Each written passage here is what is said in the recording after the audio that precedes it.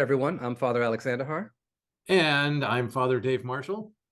and this is a bridge between where we bridge our knowledge of the gospel, and we bridge, I guess, for us from where we are currently sleeping as this is being watched because we're on vacation, hopefully, because this is Hopefully, after Easter. actually, you're on vacation. I'm not, rather. Sorry. So I'm speaking to you from vacation right now, Yeah. as you watch this, after Easter. Right. Um, and we're bridging now from Holy Week and the celebration of Easter now to what I like to call living a resurrected life. Mm, I like that. Yeah, Good. And hopefully you're getting lots of rest right now on vacation. that is the goal. That is Yeah, the goal. that's great. I'm taking Monday or have taken, I don't know, Monday of Holy Week off. Or no, the Monday of Easter. Never mind. So, Exactly. yeah. Just so you can geek out for just the 13 seconds of Greek, it's you will have taken Monday off, and will take Monday off. Right. Is that better? That's much better. And Elijah has that day off as well. So I'm planning on going fishing, being fishing, and have caught. Anyway, so that's what I'm hoping for. I'm buying a new net. We caught some fish that I didn't have a big enough net for. Um, that's pretty exciting to me. All So right. so they went back in. Off they went. So and then we broke a different net, pulling up a different fish. So uh, that's great. It was, it's almost like we're going to be talking about Peter and nets here in a few weeks, and yeah, Something like that. Something something like like that. that. But we have to go through Thomas first. Exactly. And Thomas Yeah, has to go through some things first. he does. So, do you want me to talk about the curtain opening on our lesson today? Yes, please. All right. So John opens the curtain on the evening of the first day of the week. First day of the week, is that Monday? That is Sunday. Sunday. That's right. So this is Sunday night, and the disciples are getting together, and they're scared. They've locked the door, and then Jesus suddenly appears amongst them, and says, "Peace be with you," and breathes on them, and then talks about forgiving sins and all those wonderful things. Except there are two disciples missing, and Alex, can you name one of the two who's missing? Judas Iscariot. Yes. And Thomas, who is called the twin, or in our reading today, he's called but Thomas. Um, that it's you knew I had to say it. Yeah, I knew you I were going to go there. did. Yes, because the paragraph begins, but Thomas, who is called the twin, was one of the 12. Um, yeah, Greek, it's Kai. So I could just say Kai Thomas. That sounds better. But Good. he wasn't with him. And I have a theory, and you and I haven't talked about this theory yet. No. So, and you might have the same theory. So, Okay.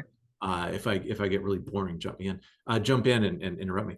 Um, I think there's a really good reason why Thomas wasn't with the crowd, with this group. And Hmm. I think that Tom and Judas were friends. And I think it's a very Jewish thing for Thomas to be taking care of Judas's family at that very hour, at that very time. Okay. And that part of Thomas's outburst, reluctance, his sarcasm almost, the way that he responded to the 10 when they said, where were you? We saw Jesus. That it's almost like, look, I'm doing what we're supposed to do. I'm caring for other people. Where were you? Why weren't you? Mrs. Judas is over here crying, trying to figure out life, and I'm trying to take care of her. Where were you guys? Like that. That's the scene that I see. That he wasn't just off with his Xbox playing Minecraft and kind of forgetting about life. And yes, please don't send letters unless they're attached to pizza. I know that there was no Xbox back in those days, but the idea that he was out doing something. So, I know I have a theory. oh yeah, good. So my theory, and this is one I've preached on before, is this notion of, remember, Jesus says that the scripture will be fulfilled, that the shepherd will be struck and the sheep will be scattered. Yep. And I think that, the different sheep go in different directions. Yeah. I think that Thomas wasn't there because, like many of the disciples, he took this hard. Yeah. It's an emotional moment to watch somebody that you love, not just one's teacher, but, somebody who you believe in, Mhm. to be killed, to be murdered in this way. Right. And one of the things that I say is that it's normal for some people to just want to withdraw from the world, to want to withdraw and be away from the group Mhm. because they're so brokenhearted. Yeah. Kind of like, what do I do now? Yeah. I put all my faith in this. I put all my trust in this. Now, what do I do? And that's kind of how I approach it. So when he comes back, that's kind of why I see him still with this lack of faith. Yeah. Yeah. So what happened is a week later, um, they were again in the place where they were. And if you remember, Jesus took bread and broke it and said, "Do this in remembrance of me." So we believe that that's what they were doing.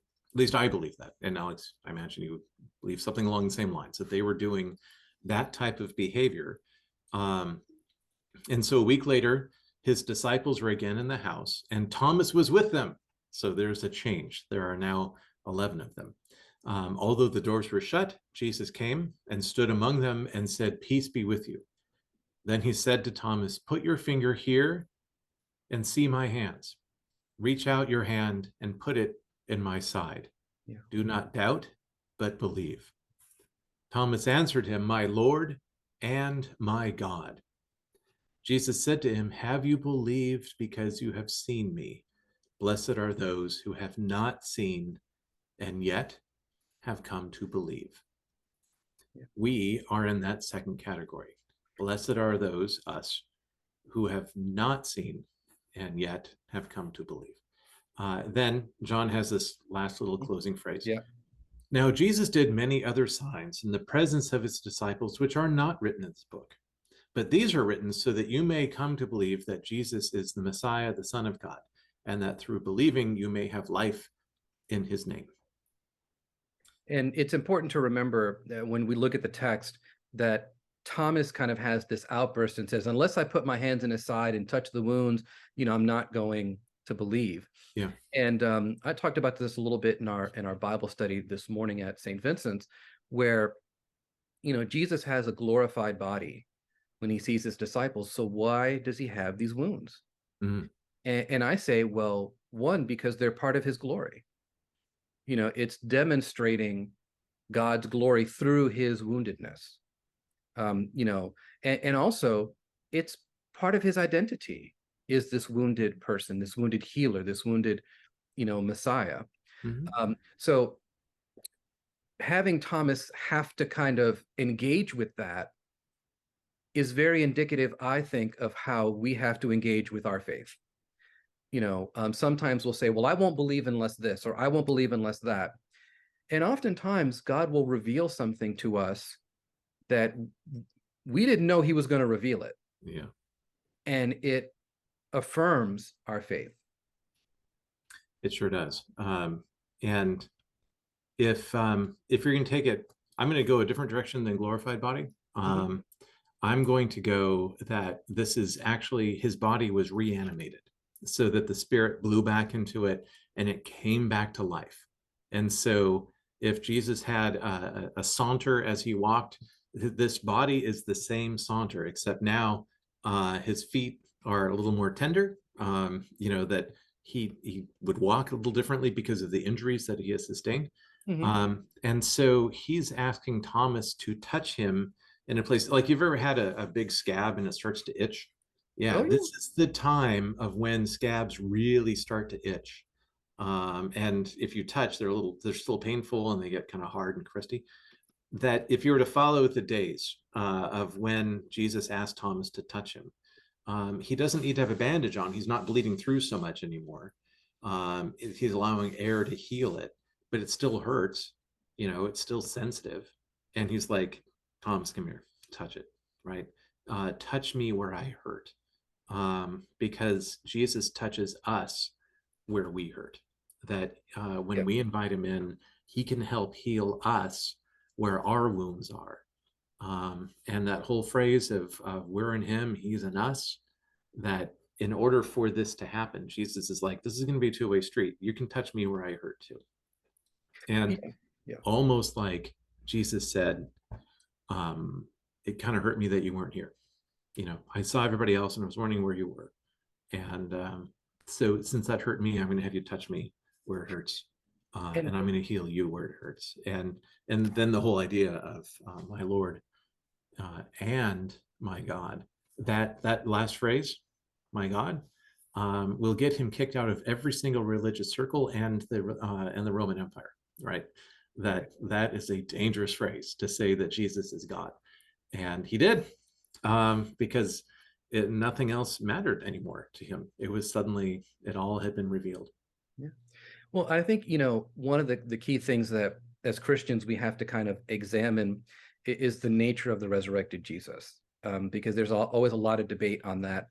Mhm. And I think you and I we differ just a little bit, because one of the ways that I look at when I talk about glorified, it's I don't understand how Jesus's body does the things that it does. Right. Like he appears to walk through walls, but he Mhm. eats something. He says, "Give me something to eat." It's kind of to show the disciples, like, remember when they were saying it's a ghost, when it was Mhm. on the water. He's like, "No, I'm not a ghost. It's me. You know me." Yeah. Uh, so when I think of Jesus being human still, but now being glorified, and what I mean by glorified is not just that he's glowing. I mean, but also that um, that hint, that glimpse that he got in the Transfiguration is so much present for Mhm. him right Mhm. now. Mhm. And so I don't necessarily think that he would have bled in the same way. I mean, I don't know. I mean, now we're kind of getting into, like, very, very specifics. But I think the important thing is that when Thomas sees Jesus, he recognizes that this can only be Jesus. And he recognizes that this can only be Jesus because he has been raised from the dead. That is, I mean, those are the two key things that I take away from that. Mhm. Yeah. Yeah. That these are Jesus's identifying marks. Mhm. And also taking Isaiah very seriously about the wounded servant, the one who's by his stripes we are healed, by his wounds we are healed. Right, exactly. That we have to see the wounds. And if we can talk a little eschatology, and the eschaton is not the new Ford SUV that's coming out. Um, the global warmer 3000. It's the eschaton is the end in Greek, and so eschatology is a study of the end, and when Jesus returns.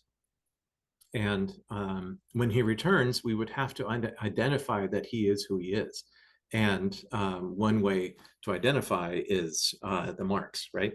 And by the way, hand, back in Jesus's language in his day, the Also hand was, begins here and ends here, right? That the hand is this entire piece. And so when he shows him his hand, it's not, they had the word for palm and they didn't use palm.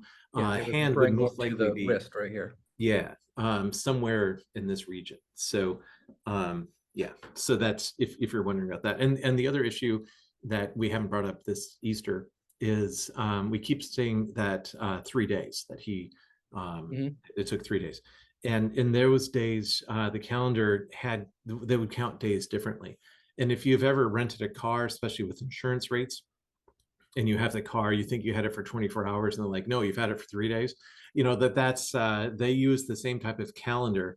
If the time clock started on Friday at 10 p.m., that's one day, and then you have all of Saturday as a second day, and then if the time clock goes into 3 in the morning on Sunday morning, that's the third day, right? That's how it's counted, as Yeah. opposed to a 24-hour clock. Um, so just know the clock, the way they measured and the way that they called body parts were a little different than our time.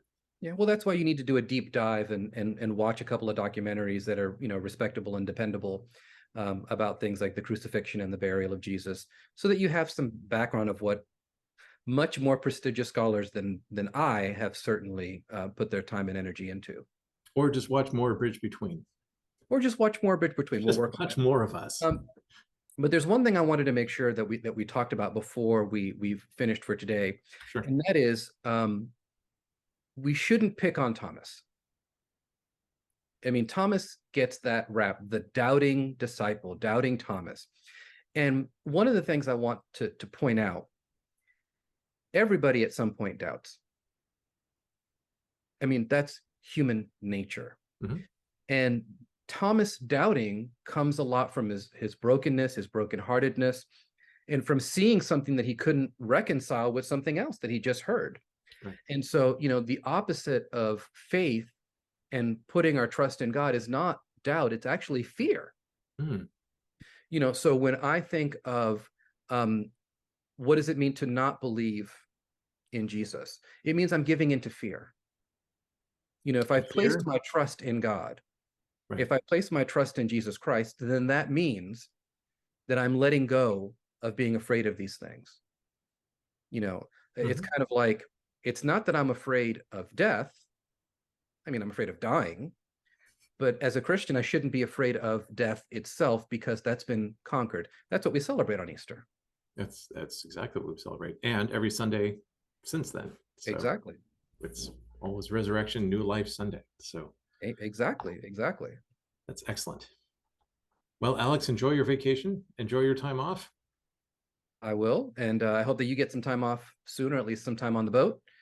And to all the people who are watching and who are participating in their parishes during Easter, just remember the party is just getting started. It's 50 days of Easter, It is. right? It's a much better deal. You had 40 something days of Lent, 50 days of Easter. We party more than we lament, I guess. Right. But now is when it gets really good. Now is the good stuff. And just remember that Jesus is reaching out to help and to heal, especially where we hurt the most. Exactly. And I think that's a very important message that we all need to hear right now. And doubt is not the lack of faith, Yeah, as you were just saying. So, exactly. yep, very good. Well, Well, Alex, I very much enjoyed our time together. me too. And I enjoyed all of our preparations for Easter that we help one another with. And now it's time to go live that resurrected life. So I'll see you later. Amen. Bye.